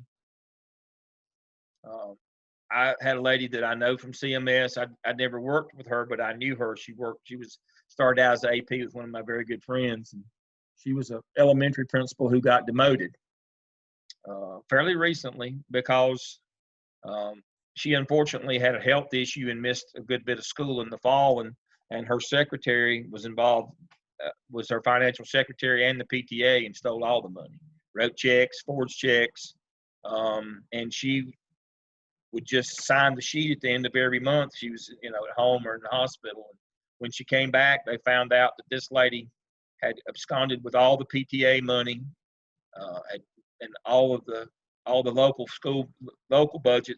Both of their accounts were empty, and the PTA. She was, it was one of them cases. You know how it is. We'll get somebody here, a teacher or somebody that works at school, to run the PTA because we can't get another parent to do it. And she was the trifecta. So she cleaned out both of their school accounts and their PTA. And they got the principal for failure to maintain fiscal control. She was lucky to keep a job, very lucky. If she hadn't been injured in a freak accident and at home in bed after extended stay in the hospital, they'd have fired her. But I guess they had some compassion. And so they tried to anyway, but I guess their lawyers said, this is going to be a bad look in public. She comes in a wheelchair. The optics of this will be bad. So, she did get to keep a job. But so that, the only thing dumber than letting PTA run your fundraiser and be in charge of money is letting your financial secretary run the PTA and be in charge of all three. That's I love her to death, but she's a nice lady. But now that's just too much risk for me. That's just way too much risk. And so each district will have specific rules on fundraising, and they'll be spelled out. Can't use instructional time for the purpose of fundraising. Again, there's a reason why. You can't use your auto mechanic shop, cosmetology, tailoring. Can't use your construction trades to make money. Can't be running businesses. I inherited a high school where they were using a state-paid instructional position for an English teacher to teach photography. Photography had been a CTE course, and it had stopped 6 years ahead, but previous to me getting there. But they liked the program, had a lab and all that, so they just used an English position to pay for it. Well, again, CTE is a federal program, career and technical, and that salary has to be paid with federal money. They were using a state English teacher position, state paid, to run that. When I got there, that was the first thing I was told I had to fix. Now, what's the problem with that? Well, they were using it, not only were you misspending state money, what did that do to our SAR? What's an SAR? We've already learned PMR, Principal Monthly Report on Attendance. What's an SAR? Well, that's your master schedule. When you feed your master schedule into PowerSchool, it generates a report called the School Activity Report. And guess what it has? It has every one of your classes and what? How many students are in there?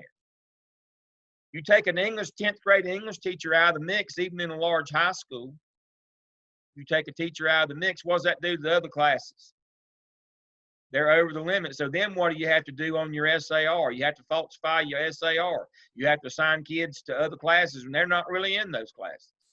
But you have to put them in band. You got some kid like me that blown in the wrong end of the horn. Got him listed as band so that he doesn't show up in the English classes this hour. I know all the tricks. I've done it all. No. Mr. Dr. Lamb, Laws Steve didn't tell you that part. I have done it all. I know every trick. That's why they hired me to catch all the, that's when I was in central office, I had to do all this because I had done it all. I know every one of those things. And so what happens is you got 40 kids in the English, 10th grade English class. You put 30 of them on the roster and 10 of them show up in PE or band or something, where the numbers don't matter, where they can have up to 45. You can't just move them to a science class because they got a limit of 30 on them as well. But band doesn't. Orchestra, some of them couldn't carry a tune in a jug, but they were in orchestra. They were in the choir because we couldn't show them in that English class. See, again, we took money, state money, and paid for a federal program, and not only did we do that wrong, then we blew up our class size, and we had to cheat on that end as well. It's a lot easier to follow the rules and tell the truth, just to be honest, because everything you do one thing, it laps up on something else. Just like that poor lady that was trying to get the number of suspensions down, she ended up charging the state for kids who didn't come to school. That wasn't her intention, but that's what happens. When they were using Bill to teach photography, then the rest of the teachers had 40 in their room, and then we had to falsify records to show that that 10 of them were down in the band room when they weren't. It becomes too much. It just becomes too much. Just do it the right way. Do the things you're supposed to do. Now, Bill didn't like having to go back and teach English again. Bill was not a happy camper. If he'd have been a much bigger man, he'd have probably tackled me. That's one of the few advantages of being a large grizzly individual is he decided not to. He wanted to, but he decided not to. And so I don't know what would have happened, but you can't make everybody happy all the time. It's easier to follow the law. Nobody can give you permission to break the law. If you don't remember anything else from this rant tonight, nobody can give you permission to break the law. So that leads us to the next part of our weekly assignment, which was, what are your 5 budget priorities? Well, your budget priority, again, for me, my first one is what does our school improvement plan say? That should be our overarching. Now, when we start building it, that may not be the first, but we need to, what are we supposed to be supporting? We say we're supporting reading, but we're not putting any money behind that. We're not putting resources. We're trading teachers. I was the master trader. They let you trade in Charlotte-Mecklenburg. I loved it. Every position in Charlotte-Mecklenburg had a point value. A teacher being 1.0, but everything else worked off of that as the standard, and you could trade. And so, but because you can, again, doesn't mean you should. But now, if I could trade and get me an extra teacher to put in as a reading teacher, if that was in my school improvement plan, that's what I did. Now, I might have to trade, an ISS assistant or an admin assistant or something like that. But if that's what the school improvement plan said we need to work on reading, then that's what I'd do. I'd make a trade and get something to support that, and take school money and make sure I bought supplies and materials, instructional materials to support that. So that to me is always at the top of the list. Is what does your school improvement plan say? And see, if you do that, guess what? You've also done collaboration with stakeholders, because who's on the school improvement team that developed the school improvement plan? You had teachers, you had non-instructional personnel, you had staff, you had community members, you had parents. If you're a secondary school, you might even have had a student on there. It brought all your stakeholders together. So that wipes out about 3 or 4 birds with one stone. Supports your school improvement plan. It promotes diversity. It includes shareholders. Everybody it promotes a voice, because everybody can go and make their case to the school improvement team. So that's the biggie for me. Is that you've got, and then follow all the financial rules. Make sure that that you understand all the monies. Don't have amnesia and do something unethical. And that kind of leads me to this piece of when we do our case studies, I want you to compare them against the relevant law, the case law that goes with that. But I also want you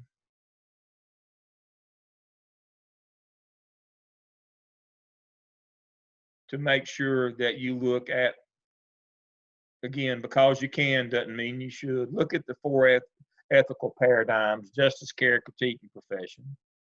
Make sure that that's a part of what you do, especially with the money. When you're doing, and master schedule and school budgets, they're all about money. The ethics of not hiring substitutes, again, it's about money. You can do that, but is it ethically the right thing to do when we talk about the ethics of care, of profession, of justice?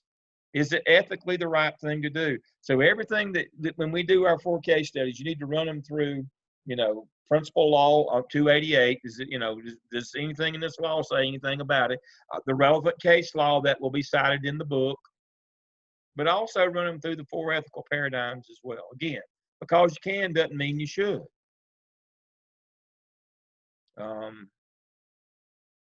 Because don't be one of those people. Don't break the law, but don't break the spirit of the law either. If you can do those things, you'll be fine. You truly will be fine. All right. Any questions on our weekly activity that we did this week? It was a big one. It will be by far. Yes. So I understand that it is, they do legally have to turn some of these documents over to us. Mm-hmm. If they don't, just don't fight anybody over them. Okay, thank you. Yeah, don't fight anybody over these documents. You want us to just write about how we couldn't get them and how we just tell me you couldn't. That's all. And what I'm going to write back is the takeaways. I tell you, I have a standard set of takeaways. This is what you would have learned from doing this. But hopefully they'll work with you and do that. But it's, trust me, you won't be the first group that had people that they wouldn't give them things. And when we went to talk to them or ask them for things that they, all of a sudden they had amnesia. It won't be the first time, nor will it be the last time. I'm seeing less and less of it. 10 years ago, when I did the first one of these courses 10 years ago, went to the first legal seminar and brought back the hot cases. It was a lot more prevalent then. At least people are becoming more modern now and more inclusive, more collaborative, more willing to deal with diversity and differences than they used to be. See, one of the things about the budget, just like the Chapel Hill district, it wasn't just about money. The reason why the people in Chapel Hill were so mad, it was about diversity. It was a diversity initiative that they wanted to do to try to, pretty much the same case study that we're going to do. They were trying to do, try to get some extra resources to the Title I schools on the Carborough side of town. But that has implications for race and class. And so Chapel Hill people didn't like that.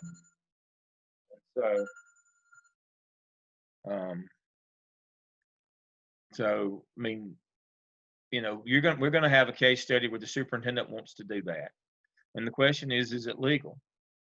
Well, you'll have to answer the question based on Leandro, but more importantly, is it ethical as well to do that? Because if you give extra to one person, that means you got to take from somebody else.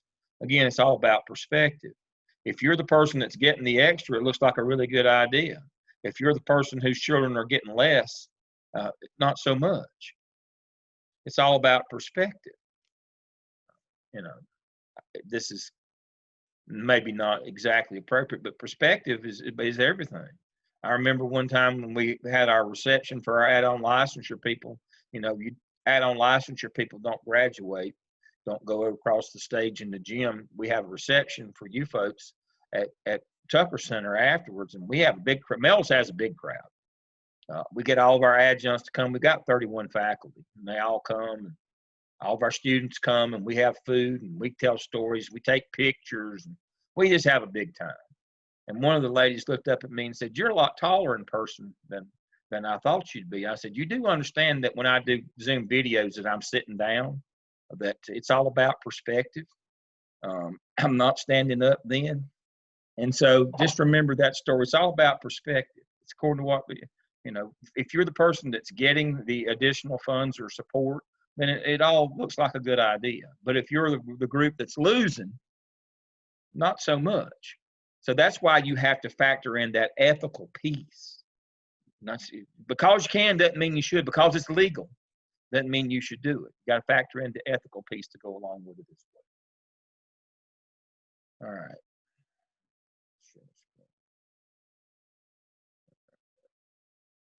Okay, so we've covered everything that we were supposed to do for this week for our activity. I have some more materials.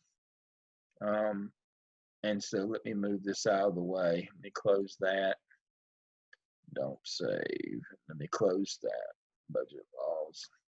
All right, I'll come back to that. So under the week 1 sessions, let me kind of highlight some things. Legal requirements for planning and instructional time. I see I spelled requirements wrong there. This document will help you when you're trying to either modify your existing master schedule or create a new one. When you get to OMA task 3, that's what that document is for. We're going to cover the OMA in just a minute. I'm keeping my eye on the clock. I'm saving the last 15 minutes for that. So this will help you with that.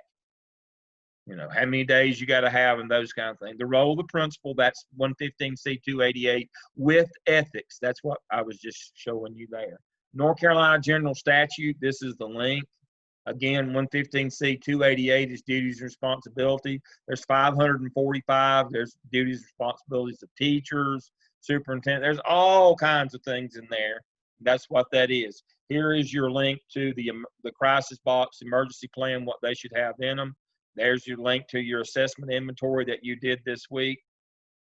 School budget laws, that's what that document I just pulled up. You might want to read through that. Facility plans, educational facilities and resources. These are some different things that if you have questions or if you're interested in that. School business administration, how specifically to do budgets. So these all support that. And the last thing that I always cover on the first night is relevant court cases. This is a law class after all, so that we have a context to talk about. Let me open that one up.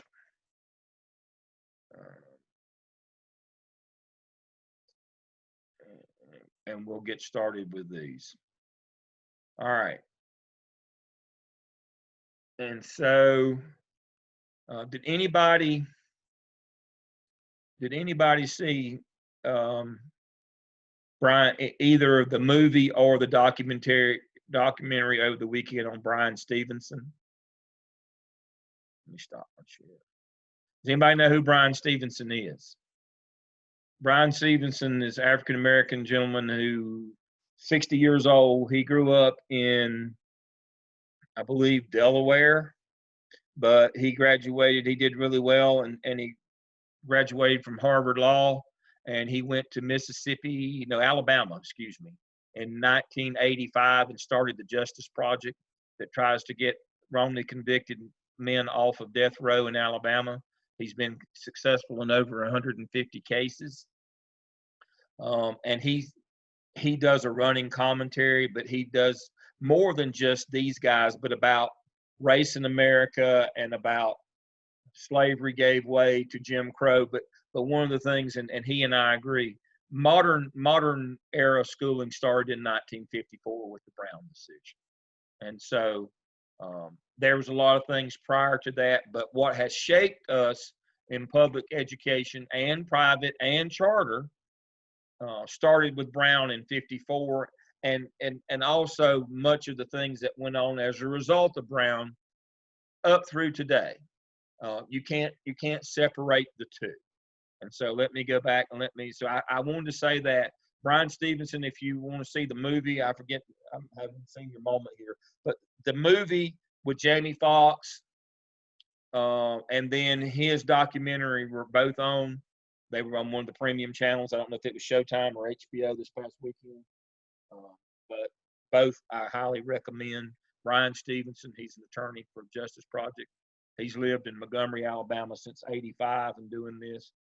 He's doing God's work truly. But to get back to this, in education, we started with Brown in '54 that said separate was not equal. Nothing really happened until the Civil Rights Act of '65. North Carolina started integrating schools in '66. So we sat there for actually 12 years and didn't do anything after Brown until the Civil Rights Act was passed. I was in school. I remember starting and going to school when school was integrated. I remember when school was integrated. I remember the difference. And so that happened in 1966. As a result, North Carolina exited, and most states exited capital funding. What that means, capital is buildings and fixtures inside the building. So what happened is we got out of that business. The state stopped funding buildings, and the local had to. And so the biggest part of the local budget is buildings and grounds. That's why we don't hire very many local teachers or give very much money locally to schools, because we have to pay for the actual buildings themselves with the local money, which is mostly business and property tax. So every time Facebook moves to Rutherford County and gets tax-free for 10 years, who misses those millions of dollars? That comes directly from the schools. And so every time you see these economic incentive packages, like for BMW down in Greenville, came directly from the school budget. All economic incentive where you give tax-free means no money for schools. And see, schools, districts, counties have to fund their own buildings, and that's by far their biggest expense, because the state got out, and as a result of the Civil Rights Act, people said we don't support building more schools. Well, they just simply started building community colleges in North Carolina and overbuilt them by threefold. We have 58 community and technical colleges in North Carolina, and we have more than that number of satellites in the adjacent county. Well, just like in my home county of Mecklenburg, we have 5 Central Piedmont campuses in one county. And so we overbuilt them we're building poor now. We can't keep up our buildings in community college. The bills, that debt's come due because they're all between 52 and 62 years of age. The capital needs, and they were built, you could have thrown a cat through the wall, most of them to begin with. They were built out of the cheapest, that money was just stolen. For every $1 million spent on that, 900,000 of it was stolen. I'm serious. They're just falling down. All over the state, those buildings are falling down. But the whole notion behind that is the people who ran the state back then were, the Spanglers, the group out of Raleigh with Capital Construction. School construction was one of the biggest businesses in North Carolina. And then all of a sudden to say, we're not funding schools, that's how we built all the community colleges. They just shifted focus from one to the other. But it placed such a burden on the local counties and districts to fund buildings. That has really set us back, and we can't get the teachers and the materials we need because we got to try to keep a roof over our heads. Elementary and Secondary Act of '65, ESA, Titles 1 through 9. Everybody knows what Title 1 is. That's where we help support kids in reading with federal teachers. That's federal. Everybody knows what Title 9 is, gender equity, and all the titles in between. First watershed moment legally for public schools was in '69 with Tinker versus Des Moines. Vietnam protests on campus were allowed. Kids for the first time had due process rights. That's going to be real important when we do due process down the road here. Of course, there's 2 types of due process. There's substantive, and then there's procedural. Substantive is what does the policy say, and procedural is did you follow? But kids got due process rights for the first time in 69. 71, the Swan case in Charlotte was the national watershed case.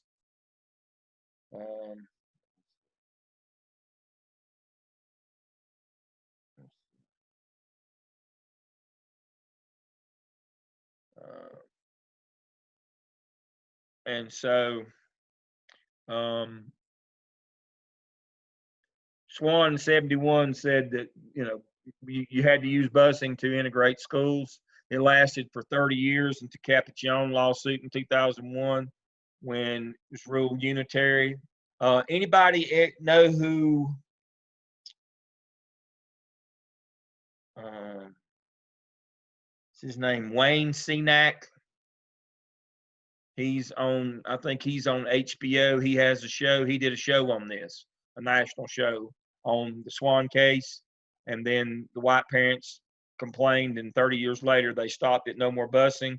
If schools resegregated, which they did at the speed of light, there was no obligation to remedy them. And so for 30 years, the law of the land was you had to use busing to integrate, but that's no more. And so what took 30 years to integrate, about 3 weeks, it was back where it was, literally about 3 weeks. But that's a watershed case. And then you had all of your amendments of 72 that reaffirmed titles 1 through 9 of ESA. And then you had a lawsuit on that. We'll get to that in a minute. That was Robinson. They didn't want to have to do those. For those of you, 74 Public Law 94-142. That's when special ed started in schools. In 1974, A Nation at Risk came out in 83. Diane Ravitch, professor at Columbia, and result everywhere in the United States, including North Carolina, was in 84. A basic education plan was passed because Diane Ravitch said that we become a nation of nitwits. Kids aren't getting educated. And then we didn't know what that meant. And so it took us 5 years, but we developed a standard course of study, and then we developed an accountability model out of that, state report cards, all of those kinds of things. We initially tried, I think a couple of you said that you do what we were once referred to as status 3. Jamie, do you do that where you teach a half a day and mentor a half a day? We have some people who do that. We first tried that back in the 80s, but it fell through. But we did start a standard course of study. Took 5 years. We did that. We did some of those kinds of things. That's where all that stuff came from. Was back in the 80s. All of the basic ed accountability models. We still see parts of them around, but that's where they came from. And you can go back and read on those. Then from 94 to 98, we had the course accountability. It started out as performance-based accountability. It later became state ABCs. State report card, EOC, EOGs. That's integrated into course according if you're in elementary or secondary. Then the Leandro financial case came along where they wanted we'll talk about it when we get to that case study in depth, where the low wealth district sued the state and said that we want you to change the calculus on the state funding. Instead of everybody getting $7,000, we want to factor in local money so that we get more and low wealth gets less, so that at the end we end up with the same when we add the local and the state money together. That lawsuit was lost. The low wealth districts did not win. And so everybody still gets $7,000, whether you're rich or poor district. But we're going to do a whole case study on that. No Child Left Behind, of course, was the next big thing that came along. Persistently dangerous. We'll talk about that when we do discipline. It's the same sanctions if you're low performing academically. It spoke to teacher retention. That's why North and South Carolina do teacher working condition survey and advanced ed. It's not because they give a hoot what teachers actually think. They're required by federal law to do that as a teacher retention tool. You can't have highly qualified and highly certified people unless you can keep them. So the only reason North Carolina does TWC, and they only do it every other year, is because federal law says they have to. They don't actually care about it. They have to. And then we move to EVOS, which I'll do EVOS one night, and I'll show you the calculus behind the algorithm. And everybody knows that's about value added. You probably know as much about it or more than I do. I do a workshop on it where I do the actual regression equation that came out of analysis of variance, and we know the 10 dependent variables that independent variables that influence the dependent variable, which is that score that the kid has to make to show a year's growth. I'll show you that model. Some of you will be angry when you see it. That's okay. We're on video and you can't punch me in person. So, but I'll tell you before we start, you can't unsee it once I tell you how it works. And so, you can't unknow it, but we'll talk about that. And then the last thing, charters, vouchers, elimination of career status, elimination of master pay, those kinds of things. That's where we are now. We'll hit on all of these topics pretty much this semester. For our last 10 minutes, let me get this out of the way. For our last 10 minutes, let me see if I've got it here. Let's talk about the OMA for a minute. I want to do a couple definitions. Contextual analysis is simply what your school look like inside and out. Outside, tell us about your community, the history of your school, average income, education, those kinds of things, your demographics, free and, all those things. Now, inside free and reduced lunch, racial demographics, your academic achievement, highly qualified teachers, everything on your state report card is your internal context. I can't tell you the number of students who turn that in and don't have anything about their academic performance. That's the most important piece. We got to know.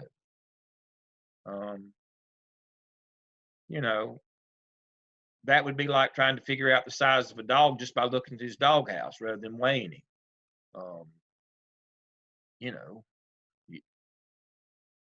I ask you to describe a dog, first thing you'd say, well, he's about this big and weighs 15 pounds. Well, I have a pretty good idea what the dog looks like. But if all I can do is just ride by your school and I don't know what your actual performance data is, I have no notion of whether your school's good, bad, or indifferent. It puts it all in context. Suspension rate, absentee rate, academic performance, everything on your state report card, qualified teachers, teachers with advanced degrees. That's your internal context.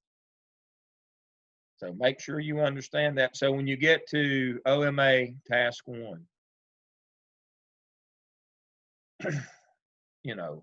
we need to see your duty roster, which is supervision during the day. We need to see your duty roster, your supervision plan, which is your after school, and your master schedule. That tells us all those things. We need to see your report card, all the stuff that's on it, your academics, equity being impaired, I need for you to do a quick audit on all of your special POPs programs, and that would be Title I, English as Second Language, EC 504, Gifted. I think that's all of them. All your federal programs. What are they supposed to get and what are they getting? And then the last one is your budgeting procedures. How much participation does your school improvement team have in developing your school budget? If they don't have any, it's more than likely not done the right way, and it's not, and it's just going to be a big hoopla. But that's what I'm looking for in task 1. Task 2, you basically share with me. Let's see, which one of your evidences where you did a professional development plan? Was that PCP? You summarize that for me in task 2. You can read it. Where you did an instructional program, developed a plan. Don't go out and do one. Just summarize for me your PCP in task 2. Task 3, what I talked about earlier. You're going to assess the current school's scheduling procedures, strengths and weak. Now, not just assess their schedule, assess their procedure. Now, somewhere in your building, the principal says it's not so, but it is. There's a white board that they gridded off, put stickies on it to schedule a school. They want you to think they're smart enough to do it on computer. They're not. They do stickies. But whose name goes on what sticky where? Well, there's a rationale for scheduling. And if you don't do it this way, you're doing it wrong. Federal law comes first. All your federal programs come first. Then all your state laws on class size, highly qualified, planning time, duty-free time, all your state stuff comes second. Third, your local board policy. How many minutes of reading we're going to have? How much of this, that, or the other? We're going to have block schedule. All of your local. Then EVOS. All your EVOS data. Who gets best results with what? And then and only then, number 5 is teacher input. Federal law, state law, local board policy, EVOS, teacher input. Do you do it that way? Or do you just take last year's, or do you let the department chair or the meanest English teacher that screams and yells at everybody, do you let her be in charge of the schedule? Whoever does your schedule is in charge of your building. Then you look at your school improvement team to make sure that you're aligned with that.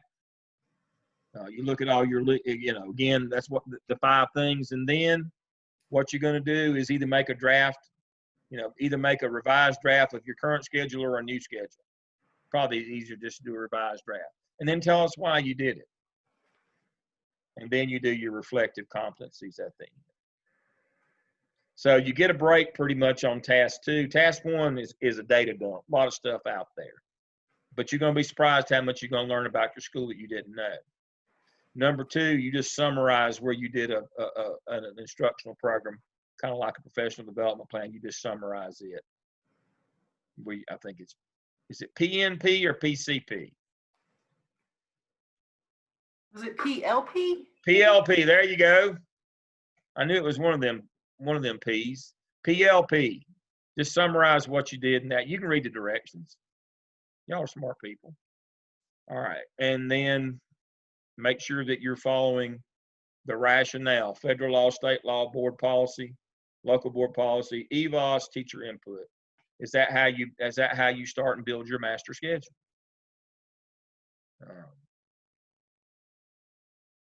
So that would be it. So that's your OMA. And so whenever you finish your app cell, you can go ahead and get started on that. If you have questions, call me, email, ask. I'm always available. Dr. Lamb, do you want like each task by a certain, like on the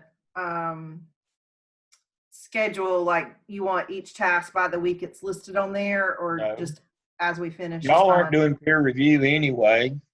Just as long as you get through by December, I'll be happy as a lark. Okay. I don't get too caught up in that kind of stuff. I probably should more, but I don't. Everybody has to find their rhythm on it. The OMA, again, you're going to be asking people for stuff and they might not want to give it to you. So you got to find your rhythm on that as well. See, we quit preaching and started meddling now. And that doesn't make people happy. And so, my final story of the evening is my wife, one of our stops along the way was in Burke County, and my wife worked at the new state technology school, Table Rock, that was built. But she worked with a young lady there, and her name was Ramona. And Ramona was from Table Rock, the mountain, about 4 miles past where the paved road ends. That's where Ramona lived. She lived so far back up in the sticks, even the Presbyterians handled snakes. But that's another story for another day.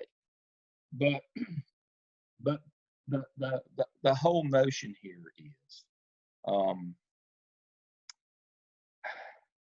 everything is, I guess, is relative. But Ramona went to a church. This is absolutely a true story. Went to a church, and the preacher came in. They got a new preacher, and he came in and he was preaching against all the sins that you normally preach against in the Pentecostal church. And we're not going to have any more, adultery or stealing or thievery. And then he got around to, we ain't going to make that white liquor anymore.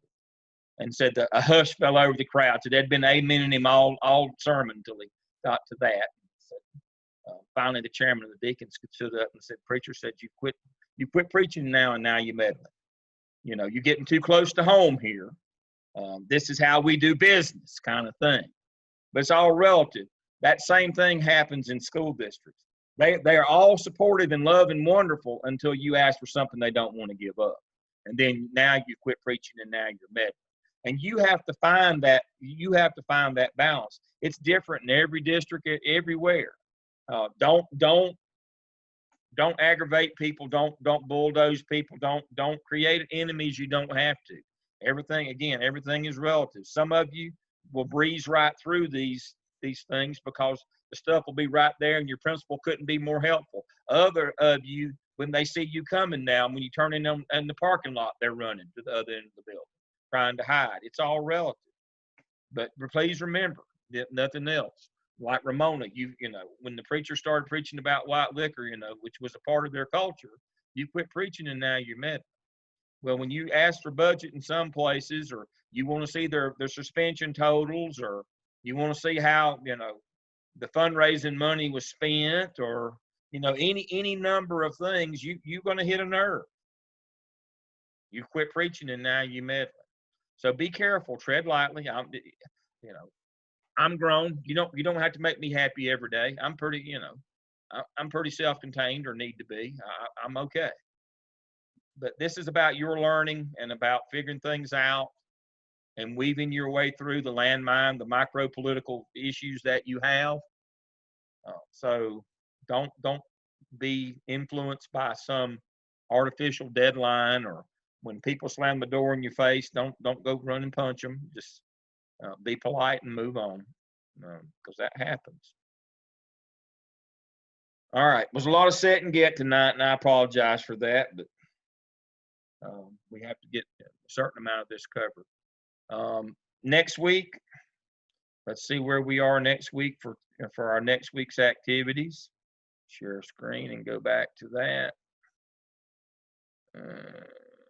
Share. Close that out and close that out.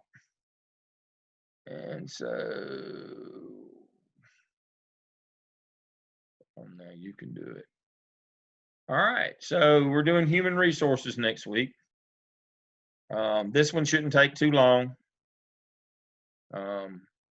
Again, you can make a phone call or an email and get most of this. And don't do something like I do and let your mouth fall open, or about how dumb people are about hiring anymore, or how lazy or whatever. You'll understand that when you get my response. School districts that put all this extra work on principals, I do not like. And so, but you're going to find out. I mean, if you're going to make principals do all the work, then you don't need to have the central office or the HR people involved in the process at all. Let them go find whoever they want. They're going to have to do all the work. But that's another story for another day. So that's your job for next week. Anybody have anything else? I've talked too much. Y'all should talk more. Do you have any good stories? Get you some good stories for next week. I'll let you tell stories. You got to have stories in this business. I mean, this business is all about, this is all metaphor. You've got to have good stories. Anything else for the good of the group? No? All right. I'll see y'all next week. Y'all have a good time. Thank you. Thanks for playing along.